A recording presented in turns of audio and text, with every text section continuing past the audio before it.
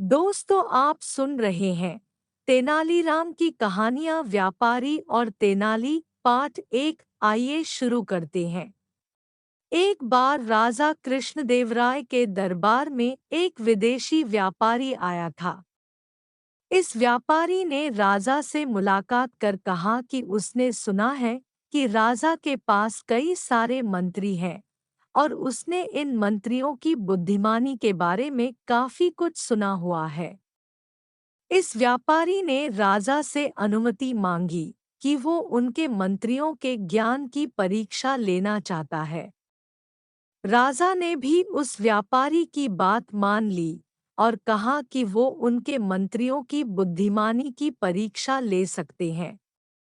फिर क्या था, व्यापारी ने राजा को 3 गुड़ियां दी। ये तीनों गुड़ियां दिखने में एक जैसी थी।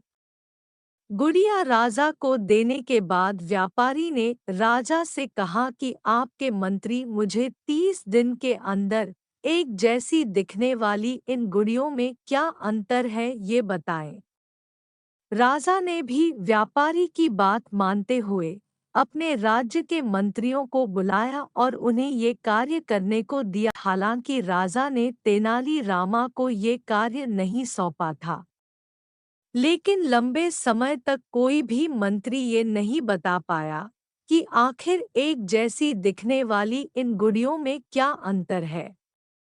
फिर राजा ने यही कार्य तेनाली रामा को सौंपा और जैसे ही 30 दिन पूरे हो गए, वो व्यापारी राजा के दरबार में अपनी चुनौती का जवाब मांगने आया। फिर क्या था, तेनाली रामा ने उस व्यापारी को कहा कि इन 3 गुड़ियों में से एक गुड़िया अच्छी है, एक ठीक-ठाक है, जबकि एक बहुत बुरी है। तेनाली रामा के इस जवाब को सुनकर सब हैरान रह गए कि आखिर किस आधार पर तेनाली ने ये जवाब दिया। फिर तेनाली रामा ने सबके सामने एक गुड़िया के कान में एक तार डाली और वो तार गुड़िया के मुंह से निकल आई। फिर इसी तरह उन्होंने दूसरी गुड़िया के कान में तार डाली और वो तार उस गुड़िया के दूसरे कान से निकल गई और अंतिम गुड़िया के कान में तार डालने पर वो तार किसी भी जगह से बाहर नहीं निकली।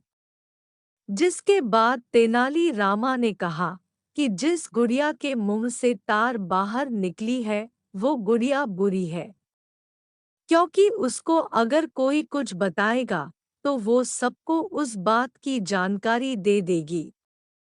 वहीं जिस गुड़िया के कान से तार निकली वो गुड़िया ठीक ठाक है, क्योंकि अगर उसे कोई कुछ बताएगा तो वो उसको ध्यान से नहीं सुनेंगी। वहीं जो आखिरी गुड़िया है, उसे जो कोई कुछ बताएगा वो उसे अपने दिल के अंदर रखेगी, इसलिए वो गुड़िया अच्छी है। इस तरह से तेनाली रामा द्वारा दिए गए जवाब को सुनकर राजा के साथ साथ वो व्यापारी भी हैरान रह गए। लेकिन तेनाली यहाँ पर ही नहीं रुके। उन्होंने इन गुड़ियों के बारे में कहा कि पहली गुड़िया उन लोगों में से है जो कि ज्ञान सुनकर लोगों में बांटती है, बल्कि दूसरी गुड़िया उन लोगों में से है जिनको जो सिखाया जाता है उन्हें वो समझ नहीं आता है, और आखिरी गुड़िया उन लोगों में से है जो कि ज्ञान को अपने तक ही सीमित रखती है। तेनाली के इस जवाब को भी सुनकर राजा काफी खुश हुए। उस व्यापारी को भी समझ आ गया कि उसने जो राजा के मंत्री की बुद्धिमानी के बारे में सुना था वो एकदम सही था। आपको ये कहानी कैसी लगी? आप हमें कमेंट करके ज़रूर बताएं और अच्छी अच्छी कहानियाँ सुनने के लिए आप हमारे चैनल को सब्सक्राइब ज़रूर करें।